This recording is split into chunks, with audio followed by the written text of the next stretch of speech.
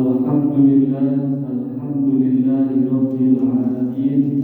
Wassalatu wassalamu ala asyrofil anbiya'i wal mursalin wa ala alihi wa sahbihi ajma'in. Allahumma shalli ala Muhammad wa ala ali Muhammad. Wa qala rabbi ishrah li sadri wa yassir li amri wahlul 'uqdatam min lisani yafqahu qawli.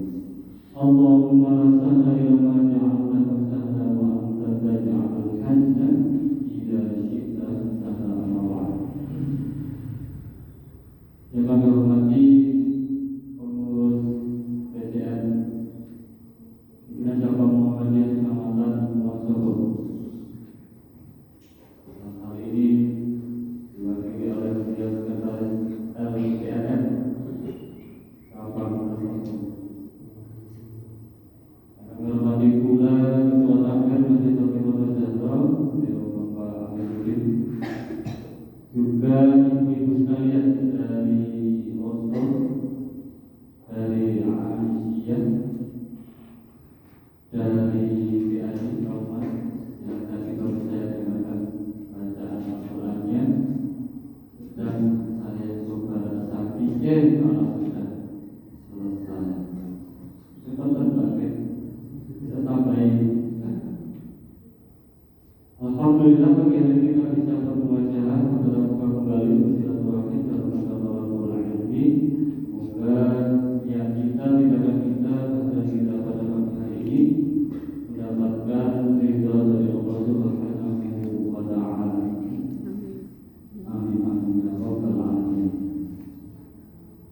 Pada pagi hari ini akan saya sampaikan sesuai wilayah kelihatan saya berdoa Anas bersama Ustaz Rasul Muhammad ini karena yang bikin saya nasib saja dulu kita sendiri kita nanti kalau nggak dikasih ya nanti dari Ustaz mungkin akan diwakil untuk ini. Kalau yang belum tahu ya akan proses di akan diwakil kata yang lain dan pasti akan tampil di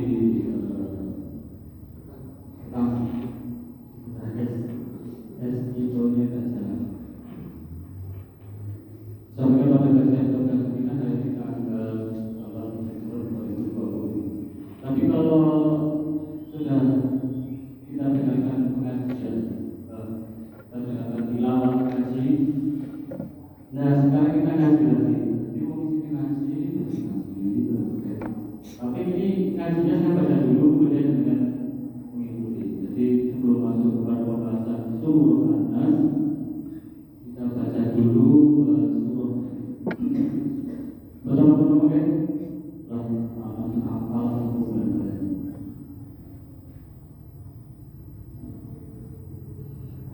Ini awalnya kelihatan tapi nanti kita bahas malamnya. A'udzu billahi minasy syaithanir rajim. 1, 2, 3. A'udzu billahi minasy syaithanir rajim. Bismillahirrahmanirrahim.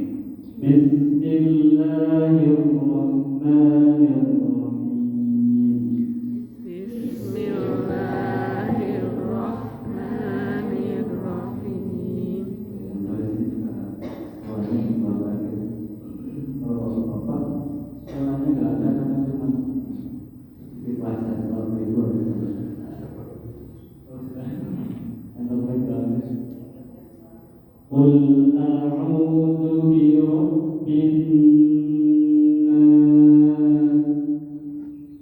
Qul a'udzu bi rabbin nas. Malikin nas. Malikin nas. Ilahin nas.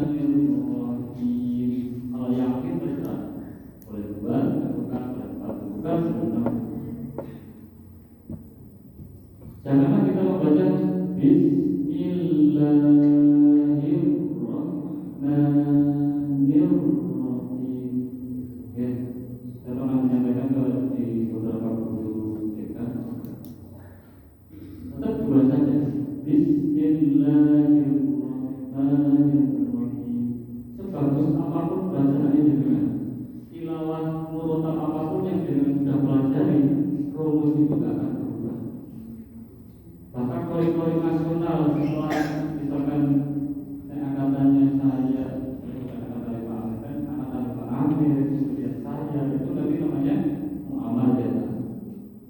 Sekelas nasional itu nasional, tilawah.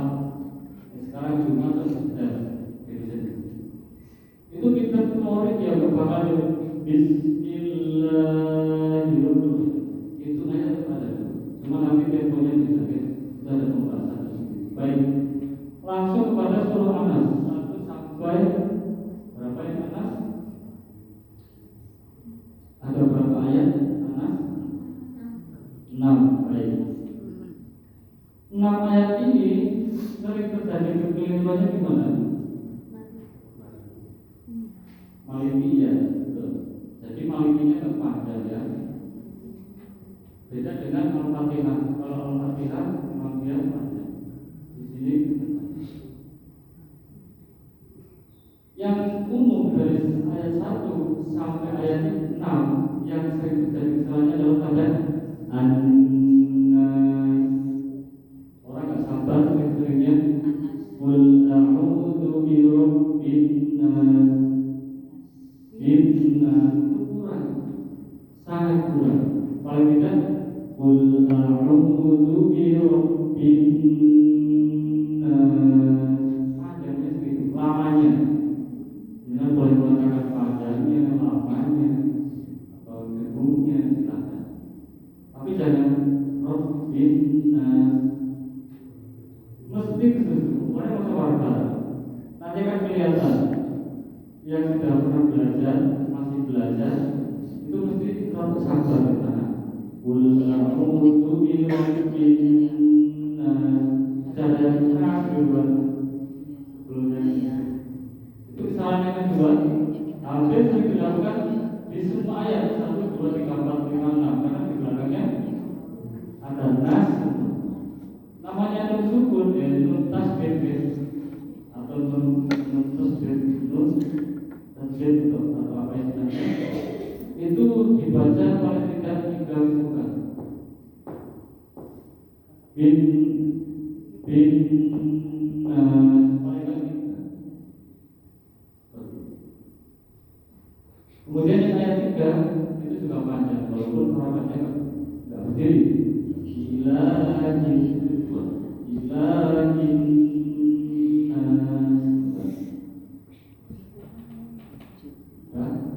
jadi kalau yang misalkan min syarr itu nanti belajar di tafsir. Tapi ini yang sering nampak aja, sering nampak. Alladzi yuwaswisu fi bukan bukan sin, tapi dia huruf huruf apa? Minal jin. Yang terakhir, kalau kita sudah belajar tentang cara bacanya, maka di ayat terakhir betul-betul sabar karena ada 2 nun yang bertasdid.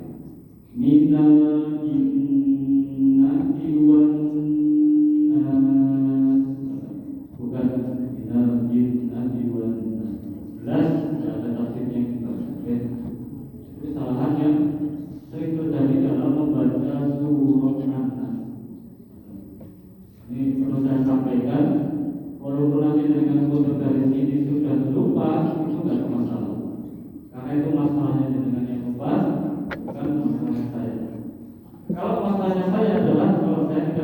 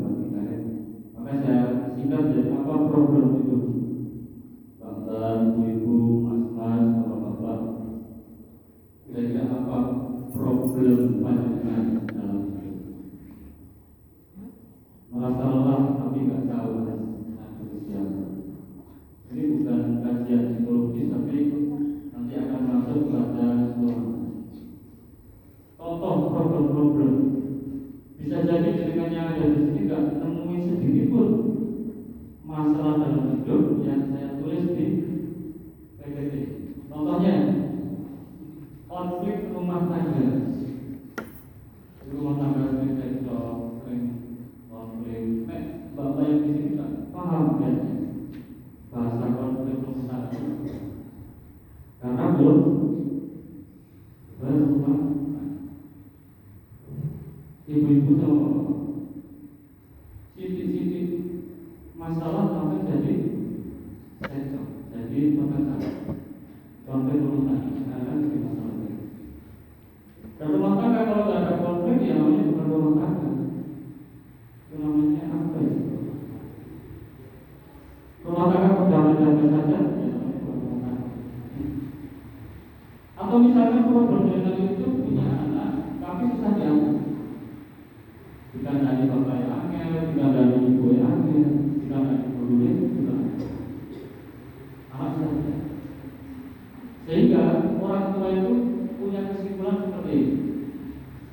Anaknya, anak saya memang susah diatur, dan kesimpulan seperti itu. Suami gak pengertian, ibu dari pagi cuci baju, cuci piring, masak, meneni, jemur, ngepel. Terus bapaknya lihat HP, bagian punya HP. Ibunya masih ngepel, masih nyapu. Lihat bapaknya HP-nya. Listrik kok, suami saya juga pengertian. Kadang-kadang memang suami seperti ini, karena saya juga sudah jadi suami pengertian. Saya berpikir harus sebagai mama dan kewajibannya istri itu kayak gitu, isi, pen, masak, jemur, masak lagi jemur. Apa kata tetangga? Kayaknya orang kadang-kadang untuk mengenai jemur pakaian. Seperti itu. Jadi kemudian yang kesimpulan berujungnya pada orang pengertian. Kemudian teman akrab jadi musuh. Beberapa dari panjenengan masih sekolah itu kan kadang-kadang teman masih tertinggal. Oh saya kok nggak punya bestie ya, misalkan seperti itu. Saya pikir bahkan belum punya bestie yang tahu masalah saya, masalah saya, mau mendengar juga saya. Kadang-kadang ada yang sudah punya teman akrab malah jadi musuh. Akrab banget ketika jadi musuh. Nah, kemudian dia berpikir, wah ada yang mungkin munafik. Bisa rahasia yang apa saja sulit. Terus di LA keburukan saya pakai sampai apa? Itu kesimpulan yang menurut kepada sesuatu yang tidak positif atau bagi yang bertetangga, yang punya tetangga. Barangkali di sini jangan jangan punya tetangga. Ada sawah luas, jadi tetap rumahnya dengan itu tidak punya tetangga. Tapi yang punya tetangga, kadang-kadang kita harapannya ideal. Tetangganya sih kalau kita pas butuh beras, tetangganya habis, beras. Pas bulannya habis, tetangga yang sebelah sana nanti ribu. Tapi kan namanya hidup tidak sesuai, ya, tidak selalu sesuai yang kita inginkan. Bahkan sering-seringnya tetangga itu suka rusuh. Parkir dalam kita kecil, akan jemput di pagar kita. Memang pagar kita kalau sebulan. Atau tetangga biasa kita undang kalau kita punya acara. Tetangga punya acara kita nggak diundang. Wah, kita bisa rusuh. Kesimpulan kita seperti itu. Sekali lagi kesimpulan yang beda. Kemudian ini pasangan muda, ada suami dan ada anak muda yang baru menikah. Ya harus anak muda sih, anak tua juga boleh menikah, baru nikah, nikah gitu. Kemudian punya mertua,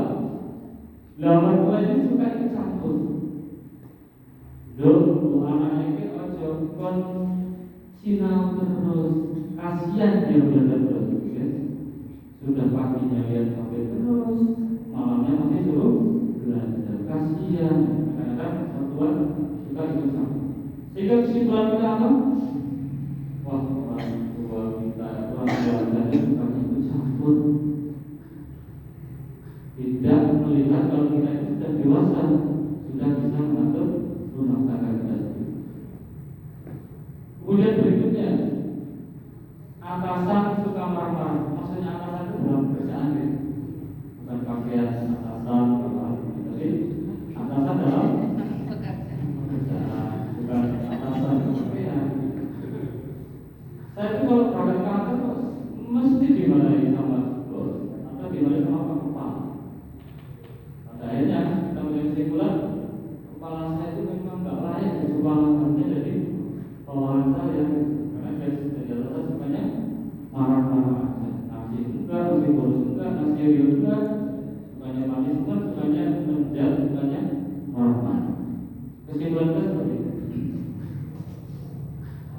Berkaitan dengan ibadah, ada satu pertanyaan yang mungkin kadang-kadang masuk dalam pikiran kita. Wah, jangan-jangan ibadah saya tadi itu pas Jumatan rusak. Karena tadi aku Jumatan itu apalah, dengan mikirkan orang lain yang seudon, misalkan. Dan yang paling parah, kita itu takut suul khotimah. Orang dia harus ngurus ini, ada besok yang weekend suul khotimah.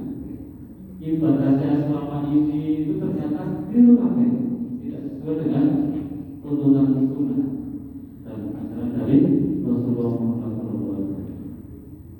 Sering kita punya agama seperti itu. Saking takutnya suul khotimah, akhirnya kita ibadahnya betul.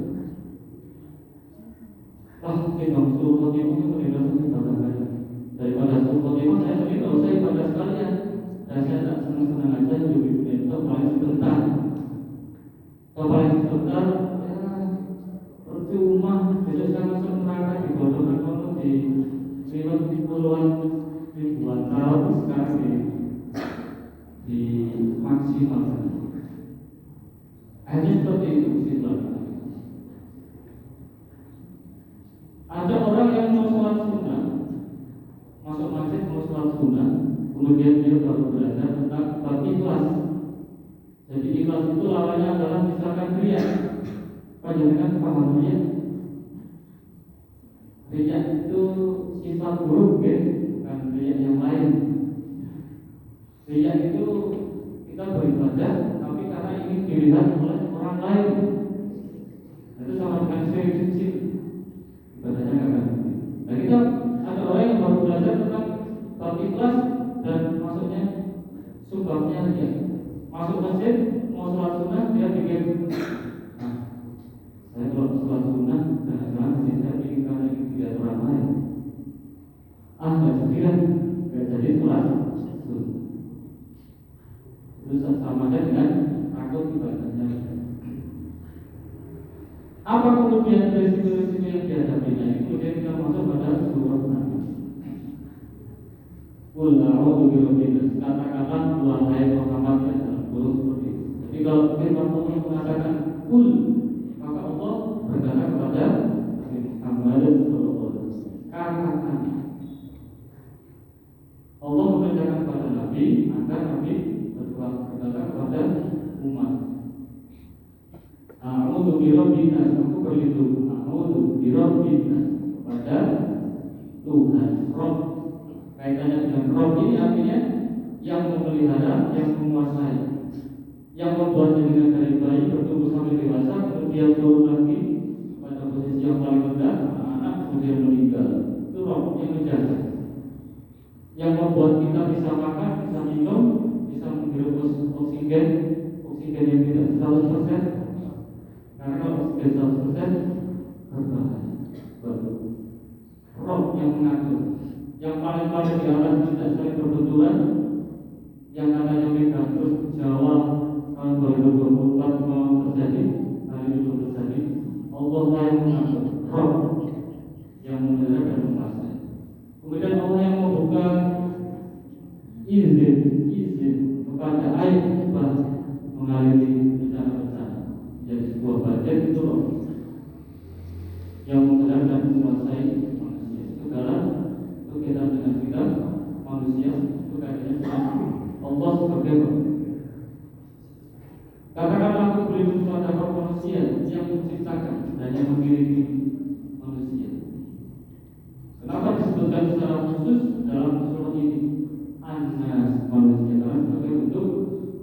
penghormatan kepada manusia.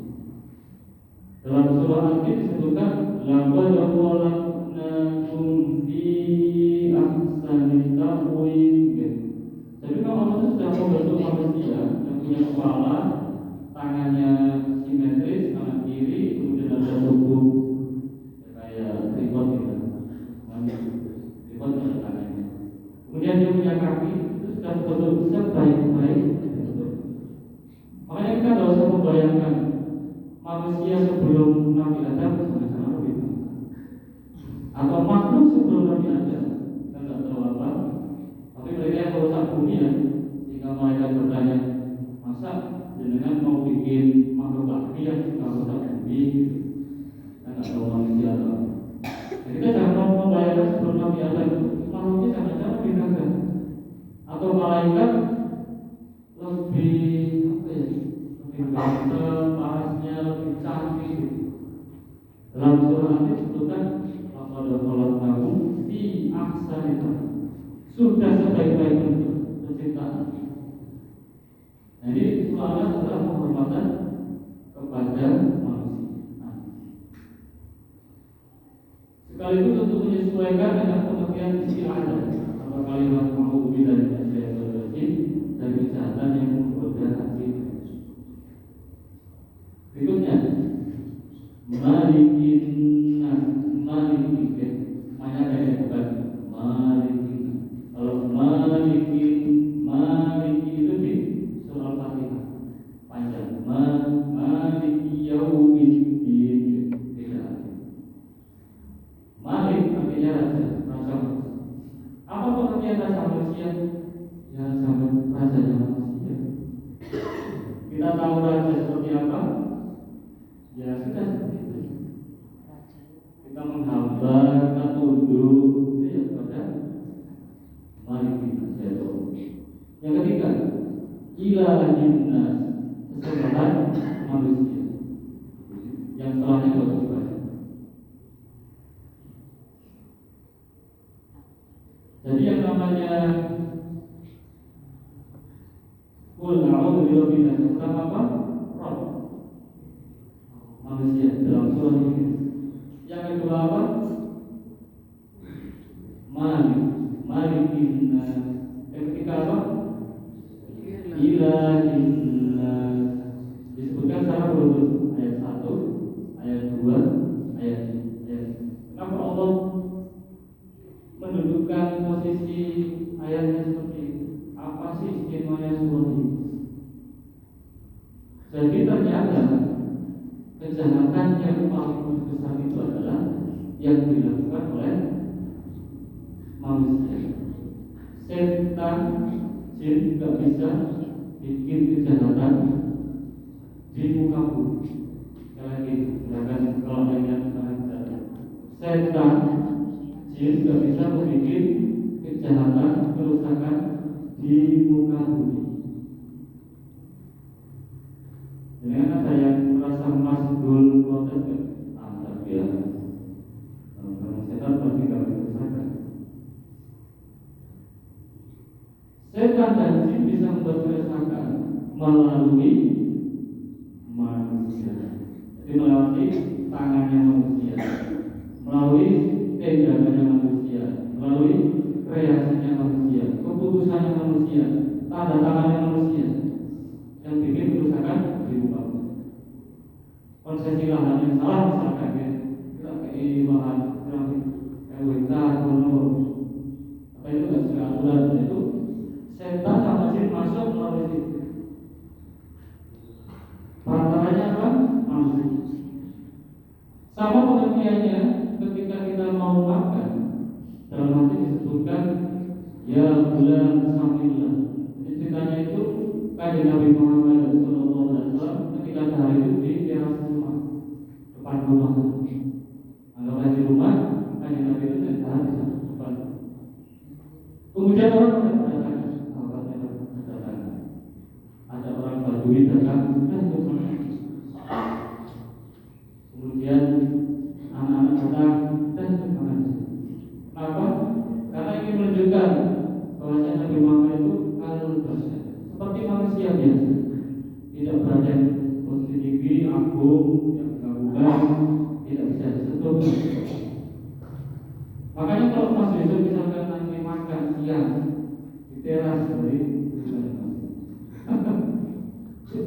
kira-kira gitu.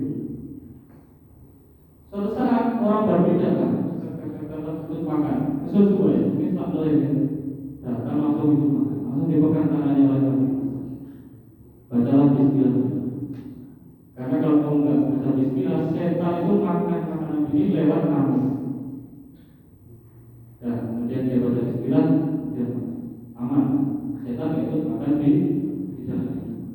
Kemudian ada anak berlari mau langsung ikut makan bersama Nabi, langsung dipegang. Hadis yang anak biasanya apa tuh? Ya bulan samila. Ayah anak samila.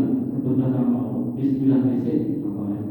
Kemudian anak itu berkata Bismillah, kemudian makan, maka setan sama jin tidak bisa ikut. Ini contoh real bahwasanya ketika makan, setan itu bisa ikut makan bersama kita. Ketika kita tidak membaca Bismillah. Bismillah saja dah cukup. Kalau doa Bismillahirrahmanirrahim. Dalam hadis disebutkan jelas itu setan ikut.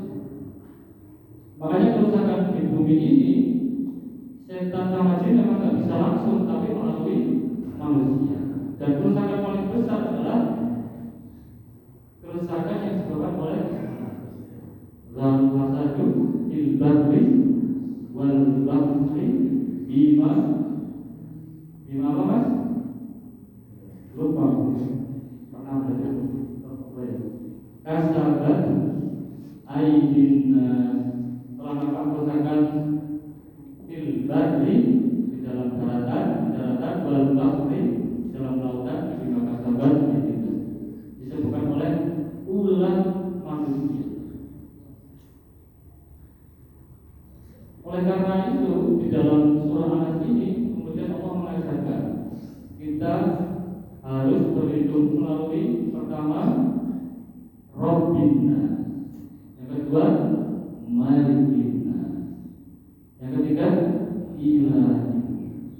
Karena saking dasarnya kerusakan yang memungkinkan dilakukan oleh manusia, maka turun surah ini selanjutnya seperti itu.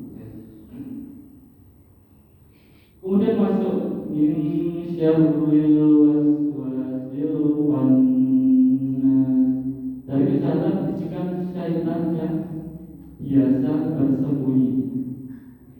Min syarril, jadi setelah mengucapkan pujian kepada Rabbina, Malikina, Ilahina, kenapa harus tiga-tiganya kita sebut? Apa sih pentingnya? Ternyata untuk melindungi kejahatan bisikan setan yang biasa bersembunyi. Al-Qur'an itu maksudnya setan itu biasanya bersembunyi. Ketika kita lalai, manusia lalai, maka setan masuk ke dalam diri kita.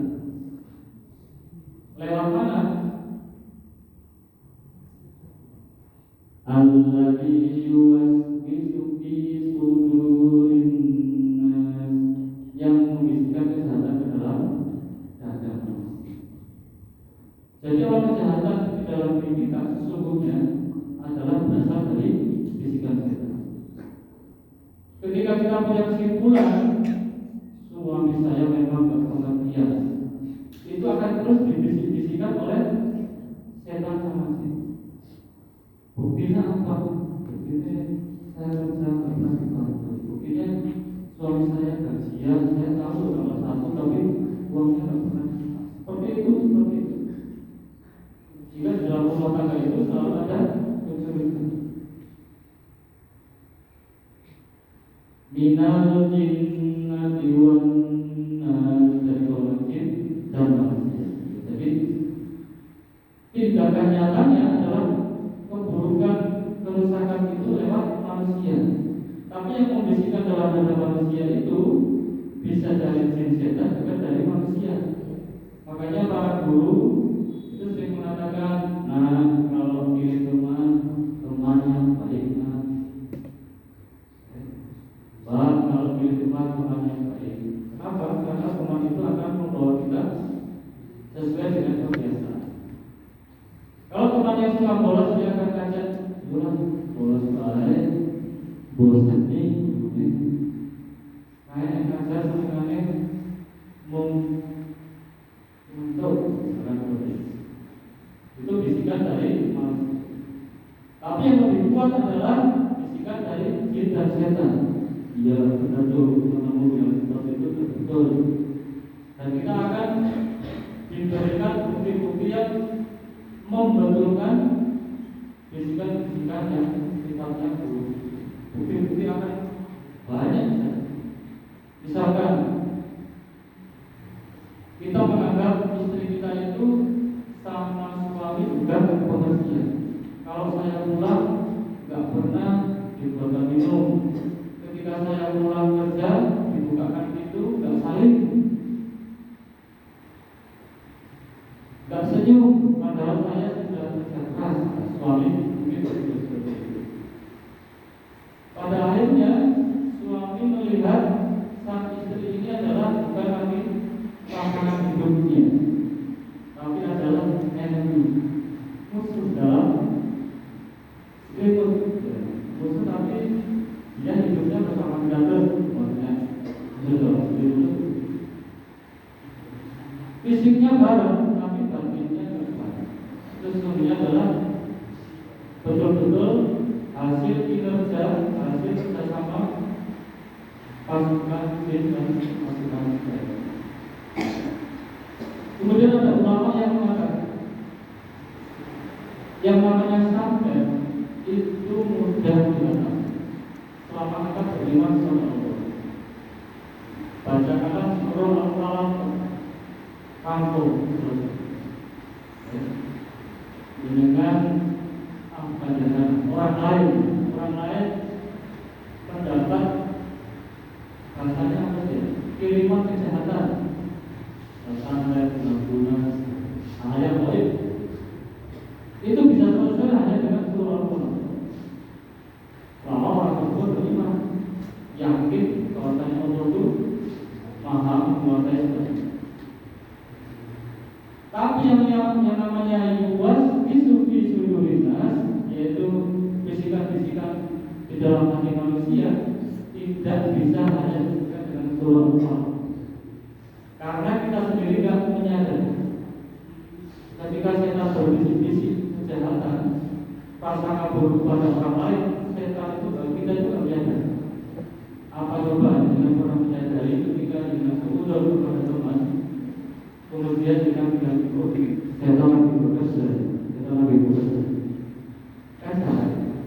Artinya begitu halusnya, begitu sakitnya ketika setan itu, sehingga itu levelnya lebih di atasnya daripada santet dan gangguan-gangguan. Jadi kan ada tuh, ya, resiko itu. Makanya sekali lagi, ketika kita hatinya sedang merasa rusuh,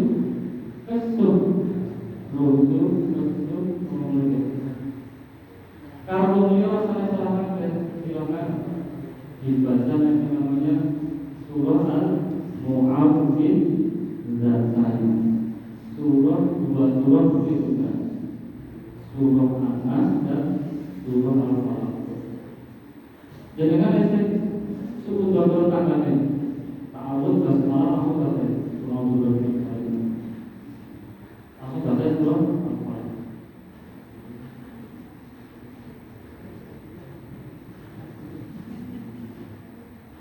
Jadi kan merasa anaknya akan diatur, rasanya bulus banget, ingin ditamakin rasanya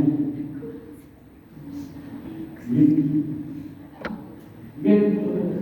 Tahu terbalas Al-Mu'awwidzatain. Kenapa penting?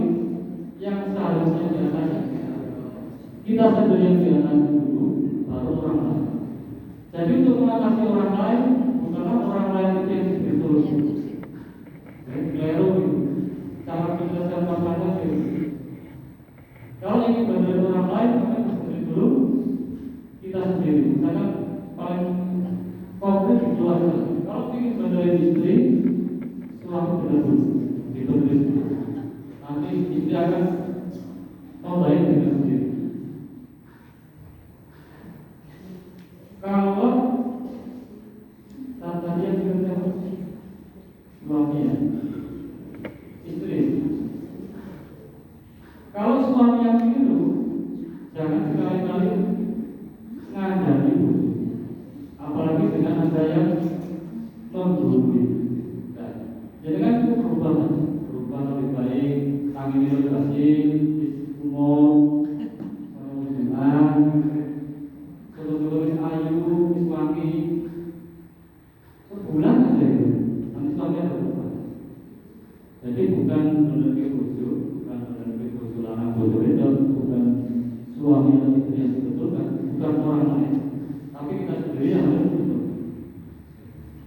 Rasakan harus diingat terlebih dahulu, caranya bagaimana membaca al-mu'am bidasyain, tentunya dengan ta'awud dan salah. Sering-sering seperti itu, sehingga kita tidak mudah hati kita itu terombang-ambing, rusuh, gelisah, lesu. Masalah itu hanya berawal dari hati kita sudah tenang.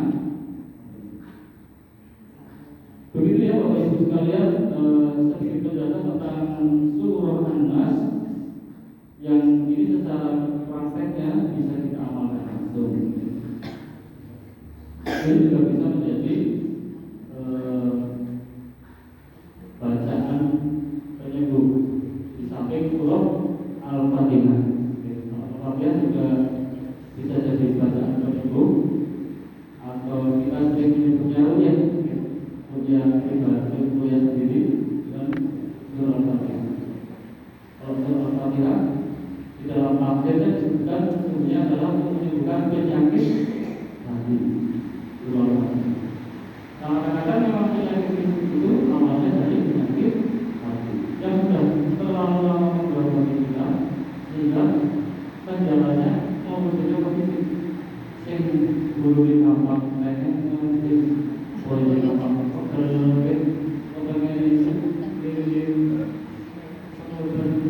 itu biasanya awal-awalnya adalah penyakit hati. Terlalu orang masuk beban. Makanya kadang-kadang orang kalau punya sakit sudah sama kesini kan berarti secara bagian sudah cukup, kemudian sekarang mulai lepas jalan kaki, gerakan diri sendiri dan sendiri bacakan dua agar penyakit-penyakit hati kita itu mulai. Seperti itu saja yang bisa saya sampaikan.